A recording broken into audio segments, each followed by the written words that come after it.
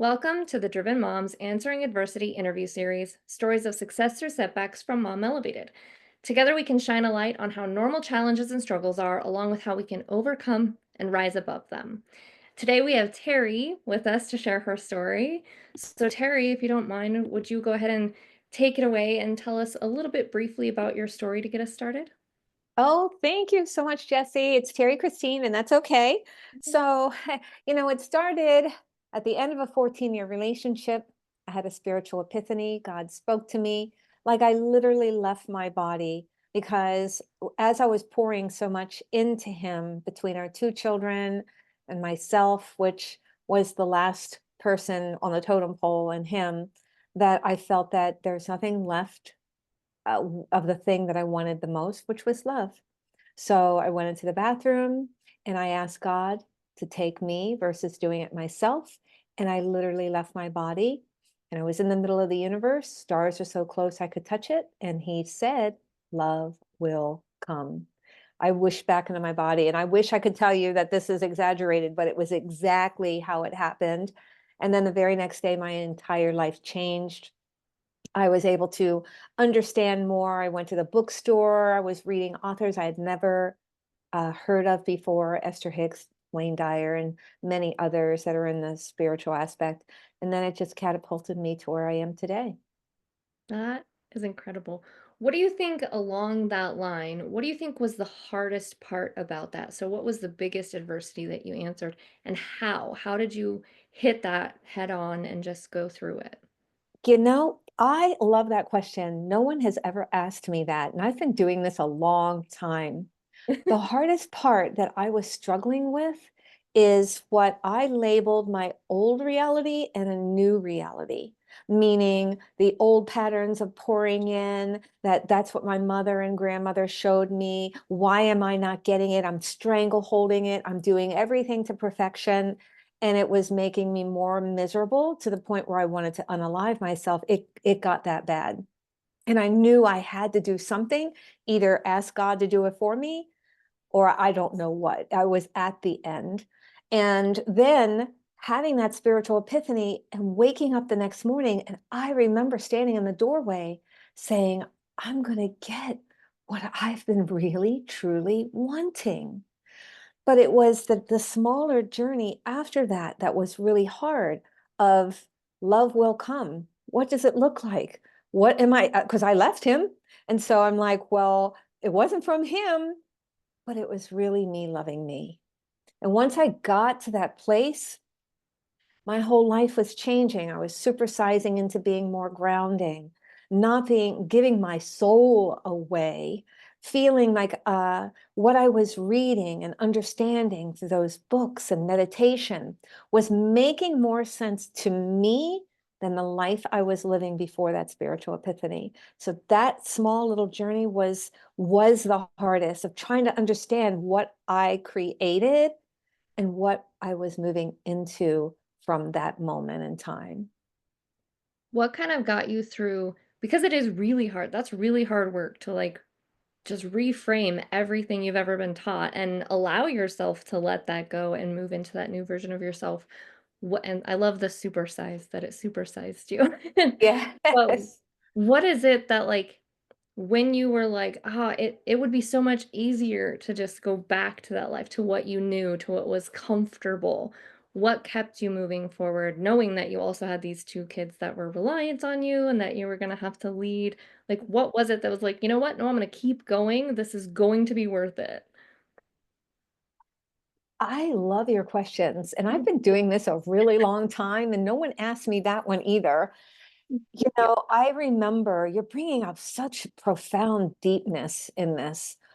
I called him after like crying for an entire month, and I asked him to come back. Don't Wow. even ask me why, because I felt that this new person was more uncomfortable than what I was dealing with. And I just wanted to go back to numbness because dealing with all of the turmoil of trying to figure out now what to do and where to go was so overwhelming that I was willing to go back Thank God he said no. Thank God. He's like, work on yourself. I'm like, okay.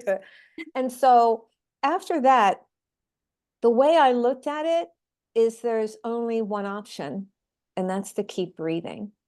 That's to keep just moving through things. Let me tell you, no matter how expanded we are, no matter how much we think we're fully connected to God and we've worked on ourselves, we're still going to have some stuff. And the deeper levels are even more challenging. However, when you get to the point where you've worked on yourself so much and you're living in truth and transparency and love throughout, that it gives you a space, meaning when something comes to you and it feels very uncomfortable, it gives you the space to reflect in. Instead of pushing out or daggering out to the other person, you're going in and saying, okay, what did I do as part of this experience so that it doesn't have to be how it is, Yeah. or that I'm not attracting it again?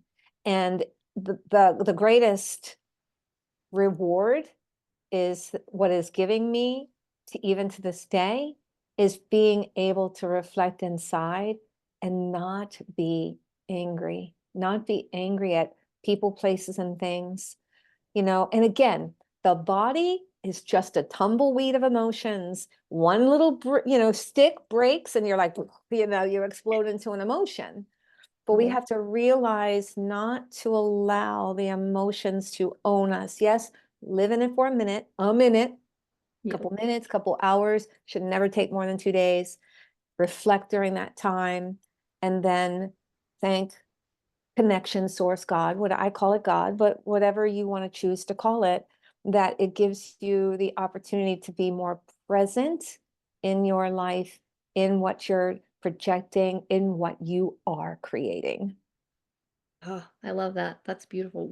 So you say you should never sit. I've always been one that I like forget about something after a couple of minutes. Like that's just how I've always dealt with things. But you say that you shouldn't sit in it for more than 2 days. What would you suggest if somebody is still sitting in something for longer than that? What should they do?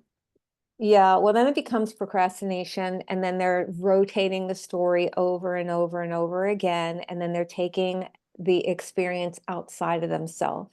Mm. So as I was able to reflect what it gave me, which should give everyone else, is the opportunity to go in. It's not about deep level analyzing.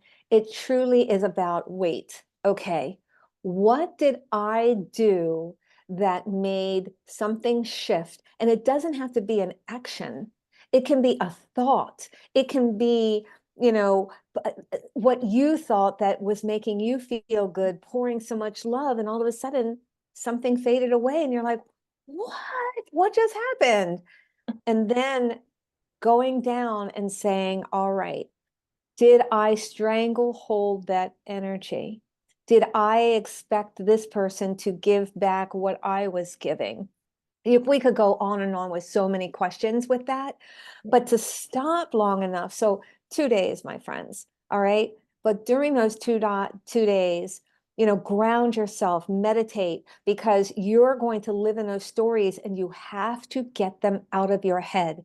You have to, because then it's going to cause your body to respond. And if you continue to stay in that space, the body will respond, meaning you may get sick, you may break something because you're saying, I'm broke, delete, because you're not.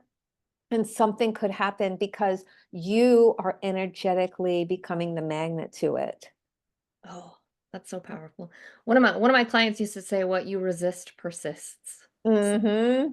That always Mm-hmm. that always reminds me, like, if I'm stuck Mm. in a feeling, I'm like, "Oh, this is gonna just keep going if I can't release it, Yes. let it Did you go." ever see that picture? Is a while ago? They may still be showing it through Facebook, but it was a little girl standing in front of a lion or a tiger, it was whatever, and behind was the forest. Yes. And her fear, you've seen that picture? And then Yes. what happens is that she just walks through it might have been a tiger, and your resistance is the same. It's Yeah. the fear. And that's why a lot of people get paralyzed into not being able to move through it, because the fear can paralyze them. Yeah. And that's why it's important to be working in your subconscious space. Now, people say, well, I'm consciously here talking to you and listening. How do I know what my subconscious is doing? Well, what are you resisting, right?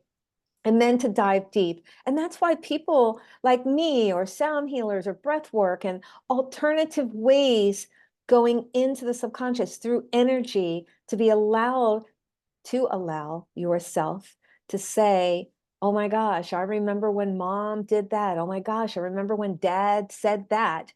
And there is where you can pick up your resistance, and then we can shift it from your subconscious.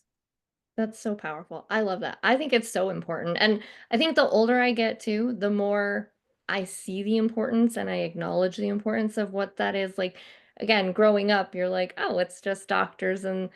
But man, as you get older and you start dealing with it, you're like, no, there's so much else. Uh, Mm-hmm. I love that perspective. And then what you said you've been doing this a long time. I've seen some things recently going on where they say, when you're healing yourself, what's most difficult is dealing with the people that don't want to heal themselves or aren't working on themselves as well. What would you suggest to others in, like, for instance, even myself, like still dealing with parents that don't do the work or don't want to. I mean, they're old enough as well that I don't know that they ever will fully want to change or whatever, but like acknowledging that, oh, okay, this stemmed from this person, but I still want a relationship with this person. How Yes. then handle that? Your questions are amazing. So I do have clients quite often that come to me, and most of my clients are women. I do have men. More women are more open to the type of work that I provide. I see children and couples, but I'll hear that, a lot of judgment from a mother or a parent to my client, the woman, right? And I'll tell her, look, communication is key in order to share your feelings toward that individual or that person, right? If that person, may be a mother, father, cousin, sister, whoever, is triggered by what you're saying, that is their trigger within them, not you, as long as you share your feelings without judgment. So Mm, this person, you're sharing it, they get triggered, then they turn and judge you, or they're not changing and whatever. You cannot make someone change unless they are ready, willing, and able. So I tell my client, for the time being, put them on a shelf, like elf on a shelf. You continue to heal. You continue to forgive them energetically. You don't have to communicate with them. You don't have to text them. You put them on pause while you continue to heal your inner limiting beliefs, the childhood stuff. And this doesn't mean that your caregivers were emotionally or physically abusive. mhm, It's just you have all these interactions, and then something says, or you say within that interaction, I'm not good enough, because now you've owned it as a child, but you're an adult. The subconscious is running the world in your world, and then you're not seeing it and you're getting triggered, because that's where we have to stop responding, reacting to a trigger, and go within. So, to recap, you cannot force anyone else to change unless they are ready, willing, and able. It is about you changing. As you shift up, hear this, everyone. Others will shift up or shift out. mm. Remove the label. It doesn't matter at this point. Oh, that's huge. That's probably a really difficult thing for really anybody to hear, acknowledge, and be ready to implement. That's big. I got Well, questions. and I'm glad you brought that up, because remember, if the resistance is there, it's the fear, right? And so they're in fear that if I hurt, let's just say mom, if I hurt mom with my words, she'll stop loving me. Mm, She'll stop being a part of my life. I don't want to lose that. I don't want to sever those ties. But what ends up happening, did you really have it in the first place? Were you covering it up for the fear of, and then that's their stuff. You must remove the label. I had this years ago, I got the download, and that's what us spiritual people do. I got this download of this process of forgiveness. And it started and still does, I still do it, but it's an hour process that I walk my clients through, especially when they're still hanging on to someone or something that they're not letting go of, and they have so much anger or resentment, or they're just hanging on for that other thing to change. I start with creating safety, complete safety. And what I do is I'll tell them, it's creative visualization, and I'll say, okay, when you're retiring and you have all the money in the bank and everything you need and the house you want, what does a house look like? Is it on the water? Is it in the mountains? So we start kind of chiseling it down. And then I tell them to decorate it so that now it's all theirs. It's peaceful. It's no one can take it away because it's theirs. And then I bring in the quote unquote culprit. If it may be mom, sometimes it's multiple people, co-workers, old bosses. It could be the mail person delivering that you got angry at. But to bring in all these individuals in your safe environment, because remember, we can kick them out, but we want to bring them in because it's yours. It's your safe environment. And then I go through a process. Each one may be different. We might bring in some extra help from the beings above. I might bring in Archangel Michael or something just to get some extra support in that environment. And I walk them through, and then we release, we dismantle all of the stuff that was put upon your soul that truly isn't yours, releasing it. And then at the end, we send love, we send forgiveness, we wish them as they're blowing away in a bubble. It works every time. Yeah, I imagine. That's I mean, even just listening to it, you can see how powerful it is. It's very palpable just to listen to you talk about it. I love that. That's beautiful. Thank you. Thank you. So then on the business side of things, what do you think it is, again, being in the business for as long as you have, what do you think it is about entrepreneurs that makes us continue on when things get challenging? Because life itself is challenging, but then you add business on top of that, and it's also got its ups and downs. Hmm. I think it is about us, Yes. like, "No, we're gonna keep going through this too." Yes, yes. So multiple layers. Now, each person, you've had your own four walls with your own caregivers and what they've put upon you, quote unquote, and told you what you needed to be and how to act, right? I just had a client last night, and she was saying, and she's, her age is, past the 50 stage. And she's like, I'm not being fulfilled in my career. I want to go back to fashion. I never really had it, but I went to school for it and I didn't do it. My dad told me, you'll Oh, never make money. And why are you doing it? And it's only a hobby. So she believed it and never did it. And here she is past 50 and wanting it. Now you see, you have people in careers and they're doing something that is not fulfilling. It's not in their soul, but it's paying the bills. And that's what ends up happening when other loved ones guide us into what they think we should be doing when our soul is calling for something else. Many, many people do that. And then they realize years and years later, they are so pulled down. They feel like it's detrimental for them to even breathe half the time because they're in a position that it's not giving them feedback in what they're giving out. Are you understanding what I'm saying? yep, Okay. So then what, yes. And so then it's like, how can I get around that? Well, then it's stopping long enough to say, first off, believe. So many people are like, well, I see I don't have a college degree, or I have a college degree in something else, or I've been doing this job for so long.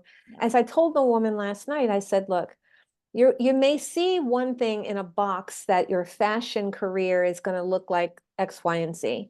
I said, but I want you to think that it could be unconventional. It could be totally different. It could be something, that you're stepping into a meetup group to start getting back into, or a Facebook group for fashion, or you end up tagging along with somebody that's going to Fashion Week, whatever it looks like, to open doors to get you into the space to move there. But you have to trust it.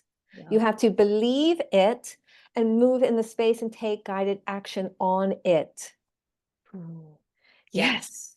That's And the, powerful.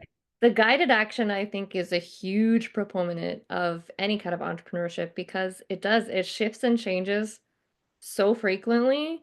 I I very much resist change. Like that is something I've had to deal with for many, many years. That's just definitely my challenge point. But being in the entrepreneur space now for a decade, it has helped a lot and having three kids because change is inevitable with three kids. Yes. Well, So change is ever inevitable with your entire life. Every time you breathe, it's changing every minute, right? But absolutely. I want to add something. I was working in a wellness center for 8.5 years, and then I got the opportunity to be on Love and Marriage DC. And Oh I yeah. knew in my soul that I had to get out of that wellness center and do my own space. And then I get in my head, oh my gosh, I love the wellness center. It has the atmosphere, not the people, Yes. not my clients, the people that were working there. Right. That was perfect. It was the atmosphere, not the people that worked there. And so I started quieting my mind. I was really upset at the time because I was torn between loving what my clients were receiving in the atmosphere and then not so great energy with the other people working there. So I quieted my mind and then I started kind of like sharing with some friends. And then all of a sudden, a client came and said, oh, there's this opportunity. I'm in Maryland, so Potomac. And then within 3 days, I walked out with a contract to lease a space for 2 years. Now, the way it worked out, it was okay at the beginning, meaning the support of the other environment. But then it started going back to what I experienced at the one that I left. Now, Mhm. some people would get very angry. They'd get angry at themselves for making the decision. They'd get angry at God for letting it happen again. And what I told myself is like, everything is a lily pad, just like a frog. So when the frog is on the lily pad, it's sunning themselves, eating the little flies that are flying by and looking. And then all of a sudden they're like, okay, next lily pad. They just jump to another lily pad. It's the same thing. So I use that space as a lily pad to be where I am today. I have a place 3 sizes larger, excuse me. The rent is way less than what I was paying in Potomac. And I can do everything. I've decorated, it's all mine. But that lily pad had to exist in order for me to leave in the space that I was very unhappy in and during the time that I needed to move into a space. So I'm not angry. I'm completely grateful that I was able to find it quickly, that I utilized it. My clients loved it at the time, but it was small, it was tiny, and then things kind of.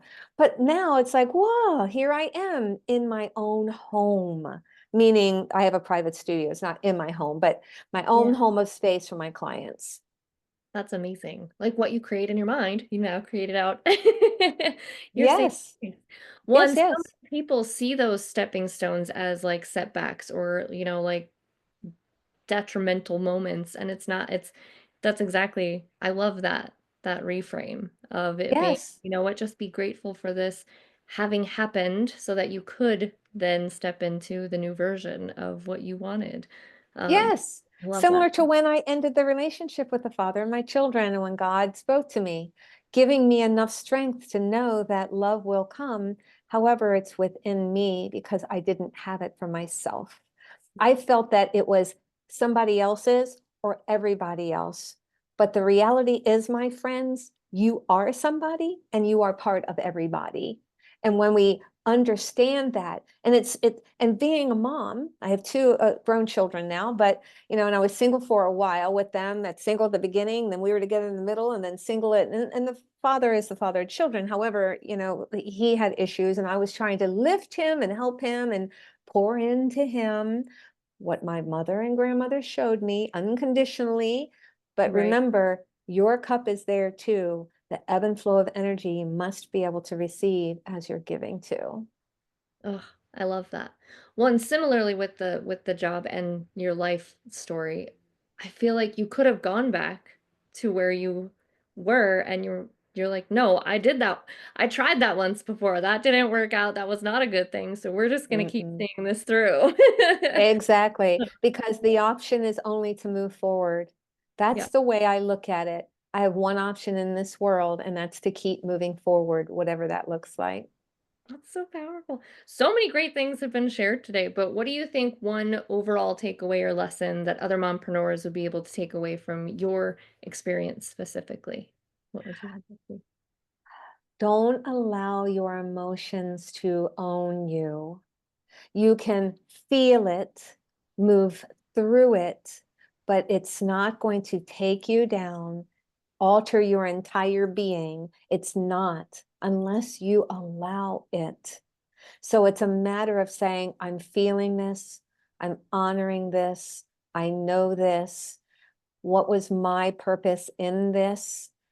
What did I create in this? Did I give too much of my power away? Because that's a lot of us women have a tendency to do, especially when we have children. We give a lot of that away, thinking, and then there's the other half that, well, when I do that, it's love. I want to create the safety and comfort. And no, because what happens is unintentionally you become the doormat, the unpaid help, and all the other things, instead of finding that you sort of don't have the equal partner that you truly wanted and desired.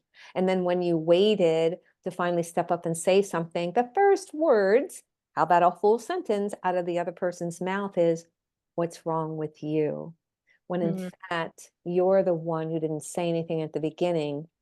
And now they're thinking you're the one who's changing. You never said anything for a long time. So we have to stop that, my friends. We have to stop setting ourselves up for failure. Say something at the beginning. Say from your heart. It's not about why'd you do that? Why'd you say that? It's a matter of saying, this is how I feel. This is what's making me sad. This is my feelings. ugh, yes, absolutely. Well, and that's I always think of it in terms of that's the example I'm setting for my kids, not just Hmm. oftentimes, especially as a woman, people are like, well, what's the example you're setting for your girls? But I also have a son, so what example am I setting for him to then treat other women? Like there's so many different facets when you have both. I mean, I don't have just girls, I don't have just boys, but when you have that mix, I think it's powerful to think about, okay, it's not just about the girls, it's not just about the boys, it's about how can we create them both and give that example for both of them moving forward in the world and like what example am I setting for them? What example do I want their father to set for them? Um, that's so powerful. And to Oh, I love that. I heal. love that. Yeah, because I love that you brought that up.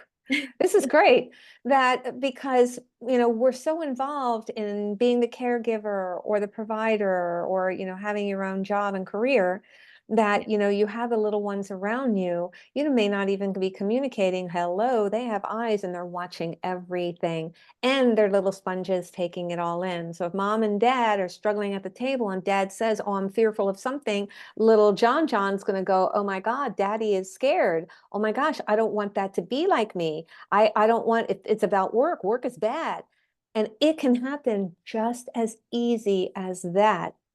That's why Yes. you have to communicate and let them know if it sounds fearful in between you and your partner's conversation and the children at the table, then follow it through with, we're communicating, but there's nothing to be fearful of. It's simply about how we're developing and growing through these things. So now you're solidifying it and ending it with a positive thing so they can think about it, not be fearful that work can take them down, because then they're going to be procrastinators in their jobs or stay in a job for 50 years because they're afraid they'll be taken down in another one if this one's not secure enough.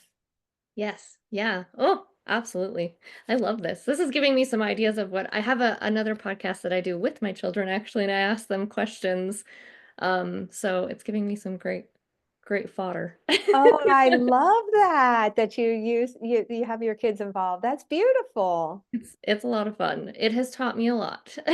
Yes, I bet. Just to hear, years ago, I can't remember the show because my age is up there, but the show would have children and this one guy would ask questions and the answers they would come out was hysterical. It is so great. And some of the things they say are not at all what I thought that they would say. So again, it's one of those things that I'm like, "Oh, where did you hear that? When did I ever who said that to you? Where was this at?" But it's an opportunity to learn what's in their head and what they're seeing And Yeah, then also catching it before it becomes their limiting belief. Look at how you're teaching them as you're giving them opportunities to share with the world. The world is seeing it, but how you are really empowering them. Good for you, mama. thank you. It's been really fun, and letting them sometimes they're like, "Oh, I have an idea for what we should talk about." I'm like, "Oh, great. Let's hear it." I So, love that. yeah, it's Good for it's you. been great. Thank you so much. I appreciate that. Well, this has been a wonderful chat. So, Terry Christine, since I introduced you incorrectly earlier, thank you. You're okay. What is the best way for others to find you if they want to learn more about you, if they want to be in your space, if they want to work with you? Oh, thank you. So I have a lot of free resources on my website, which is my name, terriechristine.com. You can find me on Instagram, TikTok. I do some really cool readings on celebrity pictures that have come true. It's really cool. You should Uh, go there. And on Facebook, terrychristine.333 or slash 333, whatever it is. And then, yeah, and then let's talk about my book, The Secret Power of You. It's found oh, on Amazon. There are simple tricks, tips and tricks to help you see your limiting beliefs and how to shift them. And that's found on Amazon, The Secret Power of You. So thank you so much, Jesse. This was really fun. I loved your questions. I love to dive deep. I love to share to help in a most profound way. thank you. Thank you for being so open and willing to answer my questions fully. It's been so much fun. I will also have the links in the description, but in case they're just listening, they'll still be able to find your books and you. How fun. I'm definitely going to follow you on TikTok. That sounds like a good time. Yeah, that I went back to look at some that I did a year ago, and I'm like, oh my gosh, they came true. But I mean, that's what I do for a living. But even when I do it, I surprise myself and go, wow, that's happening. Woohoo. Right? Oh, that's great. I can't wait to go dive into that. Well, thank you. Thank you so much for joining us today. I had a blast. I hope you did as well. Your story, like I like to tell everybody, is inspirational, and your willingness to be open about it is very much appreciated and needed, especially in this time. I feel it's a very important time to be open, honest, and share these kind of stories with everybody. So, for those of you out there facing your own adversity, know that you're not alone. That's the whole point of why we do what we do. When you need an extra hand for or mind for brainstorming during your mompreneur journey, we would love to work with you if, through the Oh my gosh, I'm having so much fun now. I'm tongue tied. The Mom Elevated Society. We also have Gift Yourself Grace quarterly through that now, and you can find Terry Christine. I definitely suggest that. You'll find monthly check-ins for goal setting and assessing, and so much more for both your business and your mom life through Mom Elevated. And until next time, keep shooting for the stars. Thank you.